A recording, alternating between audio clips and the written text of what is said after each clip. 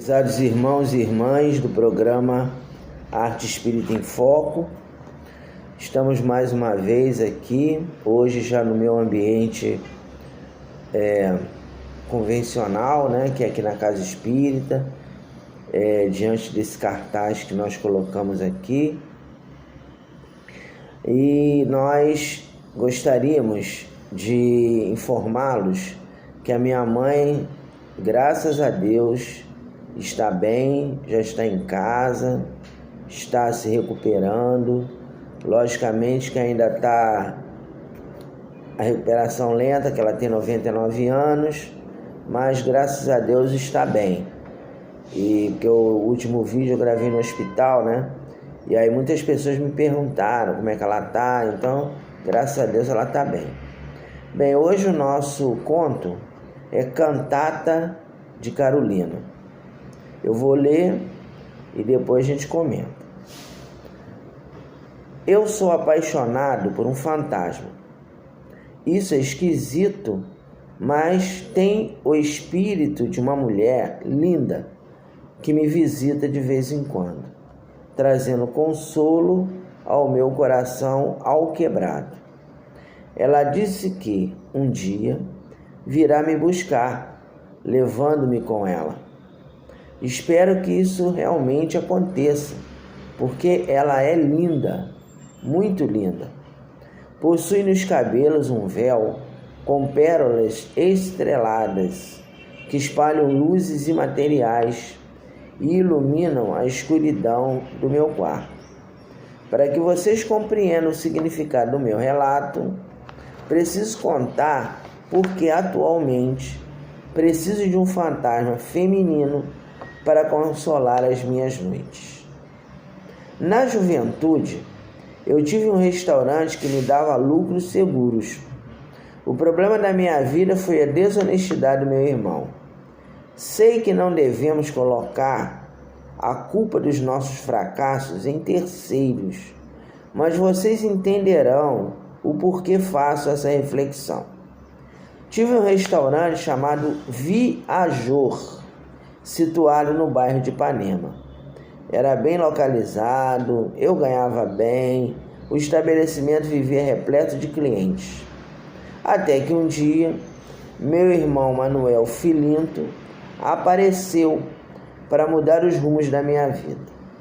Ele estava desempregado, cheio de dívidas, fora despejado do apartamento onde morava, os filhos estavam na calçada, passando necessidade. Movido pela compaixão e solidariedade familiar, coloquei Manuel como maître do restaurante. E o meu problema foi o conchavo dele com o contador da firma. Após um tempo trabalhando comigo, descobri que Manuel usava o meu restaurante para lavar dinheiro do crime organizado. Colocou-me, sem eu saber, como laranja para mascarar a tarefa. Com a conivência do contador que fazia o controle financeiro da empresa, um salafrário também envolvido com coisa errada, os dois dinamitaram o meu negócio. Só sei que um dia recebi pelo WhatsApp a seguinte mensagem do meu irmão: Mano, minha sogra está muito doente. Eu e Carminda precisamos viajar urgentemente para o Nordeste. Quando eu voltar, eu retomo as minhas funções. Eu não sei se Carminda, a minha cunhada, sabia das falcatruas do marido. O que eu sei é que 15 dias depois de receber essa mensagem, a Polícia Federal apareceu no meu restaurante. A acusação é que eu usava o meu negócio comercial para lavar dinheiro do tráfico de drogas. Fui preso injustamente. Encarei 3 anos de prisão. Sofri o pão que o diabo amassou dentro do presídio. Apanhava dos presos todos os dias. Virei saco de pancada dos presos. Apanhava tanto que um dia eu implorei: me mata logo, eu não aguento mais. Porém, por um milagre divino, eu consegui sobreviver. Contratei um ótimo advogado, que provou a minha inocência. Provou que Manuel usou-me como laranja para fins ilícitos. No entanto, esse advogado era caríssimo e acabou com as minhas reservas financeiras. Saí do presídio em estado de extrema penúria material. Meu irmão segue foragido até hoje. Dizem que ainda é ligado ao tráfico. Está em outra cidade enganando outros bobos, envolvendo pessoas inocentes nos seus negócios inescrupulosos. Fora do presídio, quando me libertaram, eu não consegui restabelecer a normalidade da minha pacífica existência. Procurei emprego em tudo que é lugar, em todas as categorias possíveis, mas ninguém me ofereceu uma oportunidade. Para sobreviver, virei catador de latinhas, tornei-me morador de rua. Uni-me a um grupo de catadores que moravam num prédio invadido no centro da cidade, repleto de ratos, baratas, pulgas, percevejos, todos os roedores e insetos perniciosos que vocês possam imaginar. Andava para cima e para baixo com um carrinho de supermercado que arrumei, catando latinhas e material descartável. Um dia, passei no local onde havia sido meu restaurante. Chorei.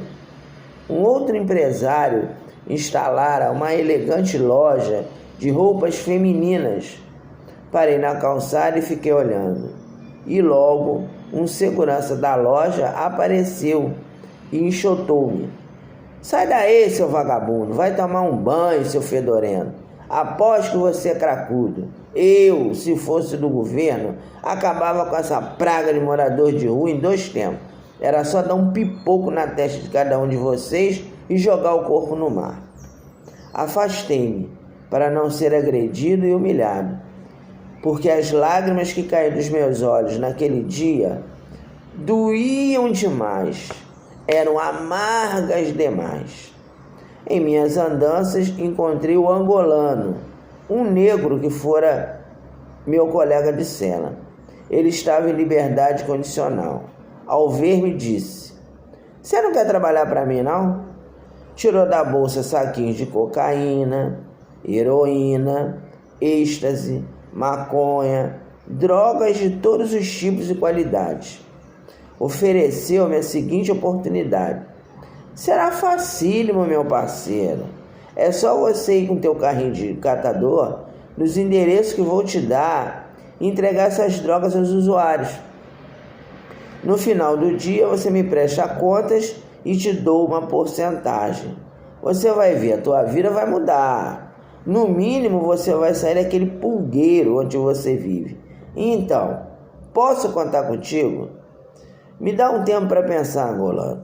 E se a polícia me pegar?" "Ah, meu amigo, a polícia come aqui na nossa mão. Eu sou integrante do Comando Vermelho. Pagamos propina para os policiais fazerem vista grossa aos nossos negócios. Pensa logo, pensa logo. Amanhã eu vou parar por aqui esperando a tua resposta." Fui para meu prédio abandonado com a proposta do angolano martelando na cabeça. Oscilava, porque uma voz melíflua me dizia: "Por que não? O que você tem a perder?" Dormi com essa voz intrigante martelando na minha cabeça. E à noite, ela me visitou pela primeira vez. Não sei se dormia ou se estava acordado. Eu dormia num quarto separado do casarão onde eu morava. Por quê?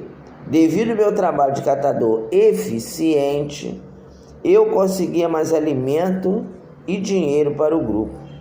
Os demais catadores que lá moravam tinham vícios. Um era viciado em antidepressivo, outro era viciado em maconha, outro era viciado em álcool, sendo que a maioria era vítima do álcool.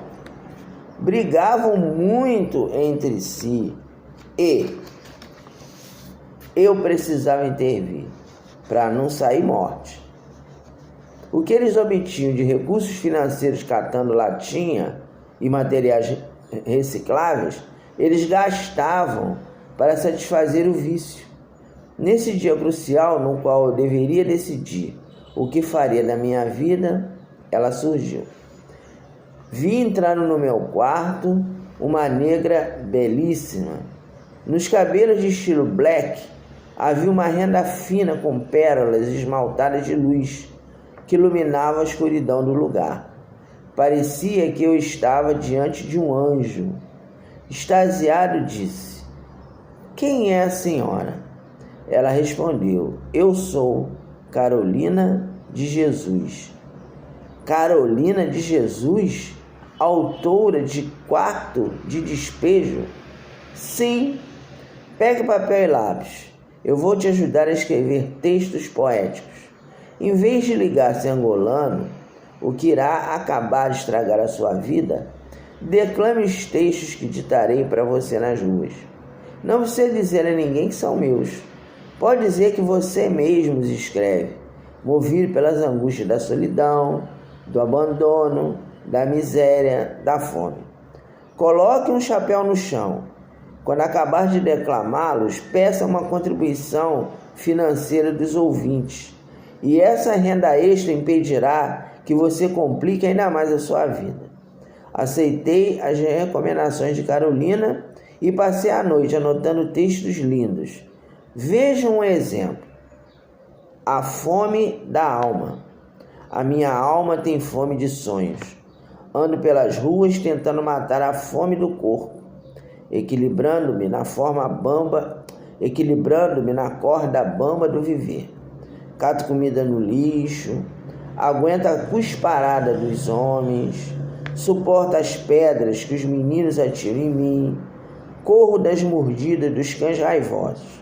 Mas apesar de tudo, a minha alma sedenta de sonhos baila acima das nuvens, acima das dores, criando uma ponte luminosa entre a dor e a poesia, levando-me a fugir deste mundo ingrato, longe dos sofrimentos do viver. Lá, no mundo da inspiração poética, eu bebo leite e mel, converso com imortais poetas, construo imortais elegias, beijo musas encantadas, de lábios adocicados por orvalhos incriados, surgidos no repassar de fantásticas madrugadas. Quando volto deste lugar de embarques insondáveis, trago no rosto fixado o elmo dos guerreiros da paz, que é uma legião perene que utiliza a lança não afiada das imorredoras ilusões. Depois de ditar vários textos, no fim da madrugada ela foi embora e me disse: "De vez em quando eu venho te visitar. Esqueça esse tal de angolano, torne-se um poeta das calçadas." E eu pedi: "Carolina, me leva com você. Eu não aguento mais esta vida." "Ainda não chegou a tua hora. Eu sou protetora dos poetas de rua, dos músicos das calçadas, dos palhaços dos hospitais que consolam crianças doentes em seus leitos de dor. Quando chegar a sua hora, eu venho buscá-lo, porque eu protejo a todos aqueles que têm fome de sonhos. E eu vejo nos teus olhos que, apesar da dor que está sobre a sua vida, ainda existem sonhos." Segui as recomendações de Carolina e deu certo. Recusei a oferta de angolano e tornei-me poeta de rua. Eu declamo versos nas calçadas. No Largo da Carioca, chamo a atenção dos transeuntes e declamo os textos de Carolina de Jesus. Quando me perguntam a respeito do autor, eu respondo: anjo anônimo. Quando termino, muita gente joga moedas no meu chapéu. E eu já vi gente enxugando lágrimas, emocionada com a beleza dos textos que eu procuro ler calcado na emoção. Às vezes eu também choro enquanto declamo. Com o dinheiro arrecadado na nova função, consegui alugar um barraco no Morro de São Carlos, onde pelo menos tem menos ratos e insetos. E apareci até na televisão, num desses programas que falam de superação. E espero ansioso o dia que Carolina virá me buscar. Eu amo Carolina de Jesus, que é a protetora dos poetas de rua, dos músicos de calçada, dos palhaços, dos loucos, dos desvalidos, dos sofredores, dos favelados, dos moradores de rua, de todos aqueles que têm fome de sonhos. Bom, o texto é esse, o conto é esse, e quais são os comentários? Primeiro, falar a respeito de Carolina Maria de Jesus. Não sei se todos vocês já ouviram falar nessa autora, e eu já falei para vocês aqui que de vez em quando a gente vai fazer uma ligação com a literatura não espírita. Daqui a alguns vídeos eu vou falar com vocês a respeito de literatura gótica. Mas vamos lá, vamos voltar aqui para Carolina de Jesus.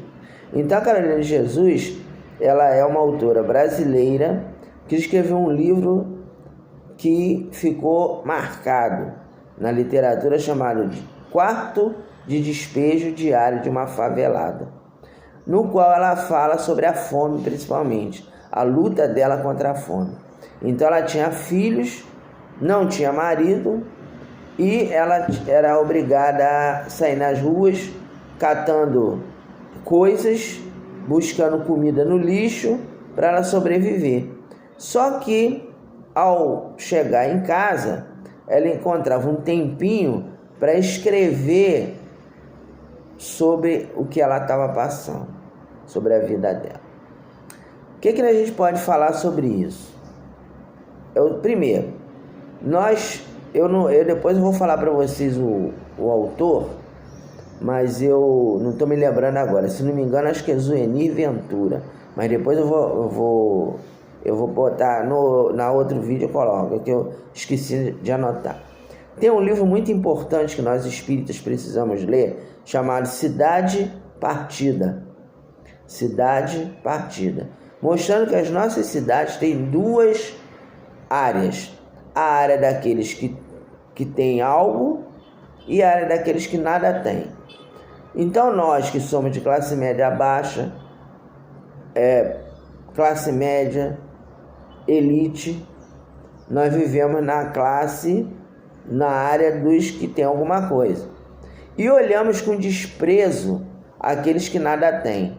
Então, quando a gente olha o morador de rua, a gente logo utiliza termos pejorativos. Ali o cracudo, ali o vagabundo, tá ali porque não quer trabalhar, tá ali porque não quer nada, é malandro.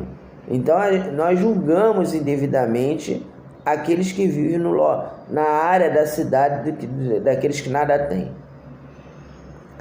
E isso não podemos, nós espíritas cristãos não podemos fazer, porque a gente tem que estar julgando ninguém. A gente não sabe porque a pessoa está ali.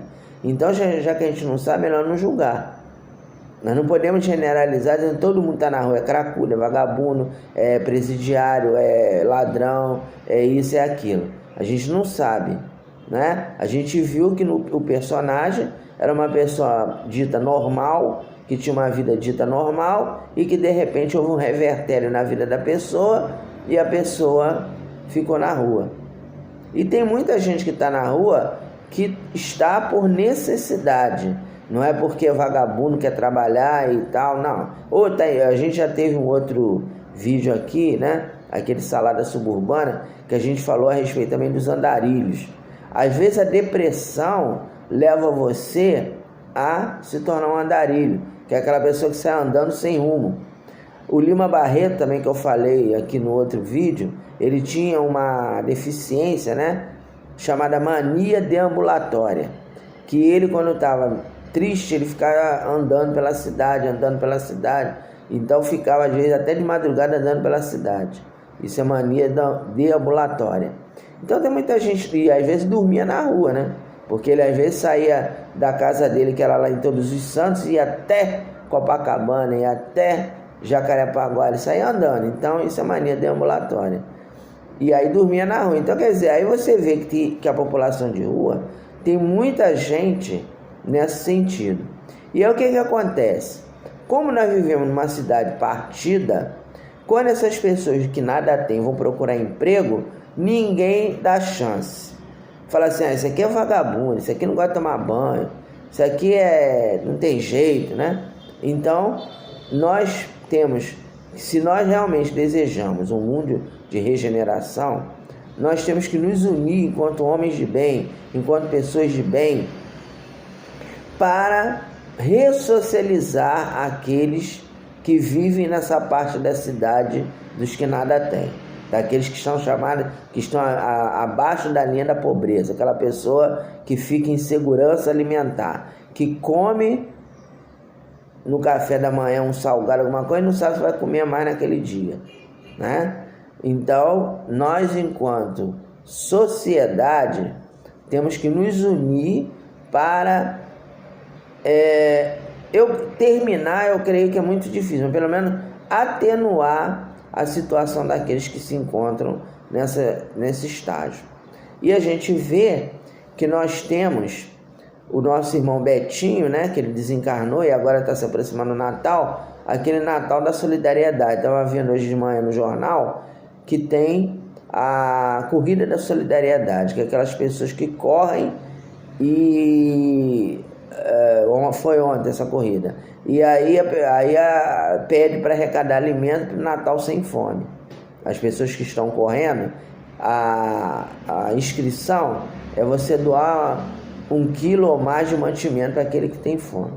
As nossas casas espíritas todas fazem esse trabalho de doação de bolsas de mantimento, mas nós temos que nos unir mais para ressocializarmos as pessoas, fazer a promoção social. A nossa casa, por enquanto, não tem ainda essa possibilidade, mas conheço muitas casas que não se limitam apenas a dar o peixe, que ensina a pessoa a pescar, para a pessoa fazer a promoção social.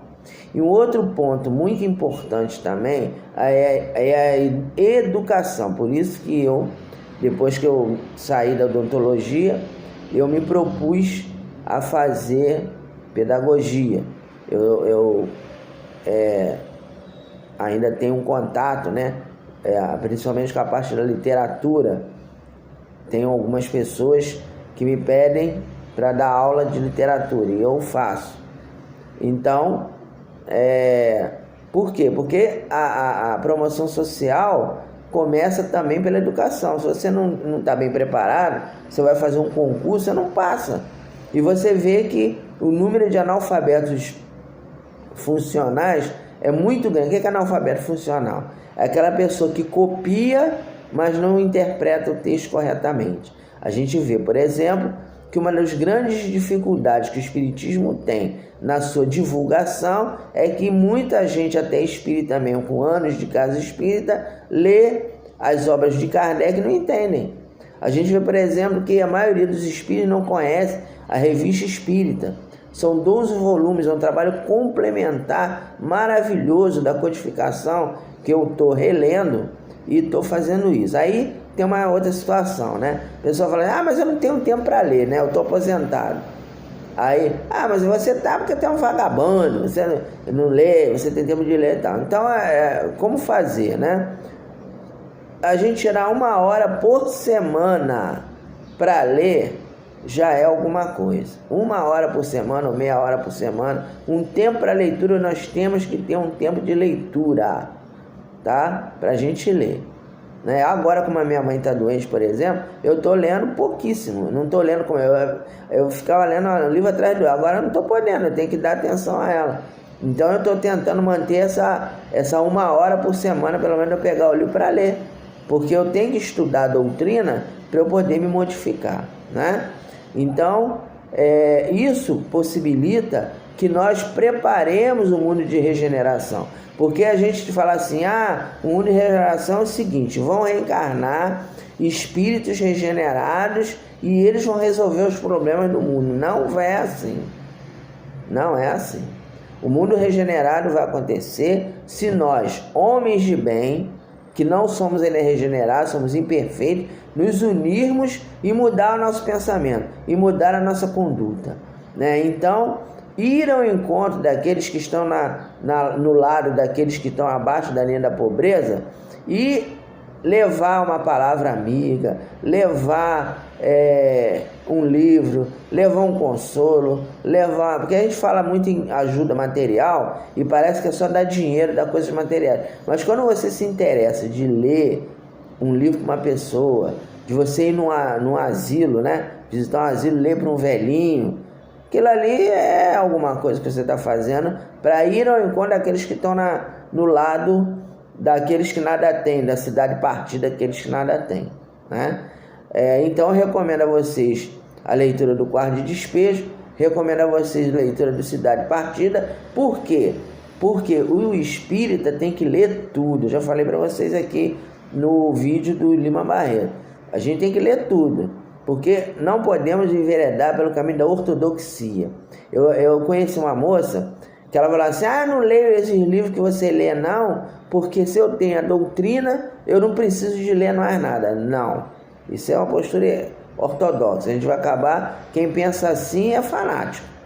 De você dizer que você não pode ler Cecília Meirelles, você não pode ler Clarice Lispector, você não precisa ler Guimarães Rosa, que não são espíritas, mas são pessoas que, através das suas reflexões, trazem um cabedal de conhecimento profundo para que você se habilite a fazer uma melhoria na sua vida, né? Então essa coisa da caridade é você ir ao encontro do que sofre. A gente tem que ir ao encontro daqueles que não é só olhar e falar assim: o cara tá na rua aí, tá dormindo, eu não posso fazer nada, isso é cracudo, a polícia tinha que matar. Ainda tem gente que ainda tem coragem de dizer que morador de rua tem que ser morto. A gente viu outro dia, infelizmente, um irmão querendo tacar fogo, botar fogo, incendiar dois moradores de rua. Ele chegou com uma tocha e jogou na pessoa. Ainda bem que o morador de rua levantou e saiu correndo, mas é um cara desequilibrado. E finalizando aqui o nosso comentário de hoje é o seguinte: a gente se pergunta muito como é que se faz reforma íntima, né? Eu vou passar para vocês a minha experiência pessoal, né? Eu falo muito aqui no J. Marques, né? Então, como eu já andei falando com algumas pessoas, né, que é o J. Marques, eu vou ampliar aí o conhecimento. O J. Marques é um amigo espiritual que me acompanha e que me inspira a escrever esses contos. Então eu estou exercitando a chamada mediunidade natural, que é aquela na qual que era inclusive a mediunidade do personagem, do conto, né? Que a Carolina chegava e o inspirava a escrever, psicografava, mas muitas vezes se mistura, né? A psicografia com a inspiração. Então, na verdade, quem gosta de escrever é médium inspirado. Então, no meu caso, é 50% J. Marques, 50% Fernando Moura. Eu gosto, sempre gostei de escrever e o J. Marques me ajuda. É o mentor espiritual que me ajuda. Aí, para eu não ficar, né, querendo me exibir, a gente fala, não, o texto do J. Marques, que eu não estou aqui para ficar famoso fazendo vídeo, certo? Finalizando, escrevam diários, registrem diariamente o que vocês fazem, porque isso te dá um alívio nas suas dores. Eu comecei a gostar de escrever quando, na adolescência, eu sofria bullying no colégio e eu chegava em casa, escrevia como foi meu dia. E aquela prática de escrever diário me deu uma iniciativa para poder continuar escrevendo. Então eu recomendo a vocês que não é que você vai ser escritor, mas pelo menos se você escrever das suas dores, falar das suas dores, do seu sofrimento, você vai ver que vai aliviar bastante. Então, meus irmãos, é isso que a gente queria conversar com vocês hoje. Que Jesus nos abençoe e vamos ler livro espírita e livro não espírita.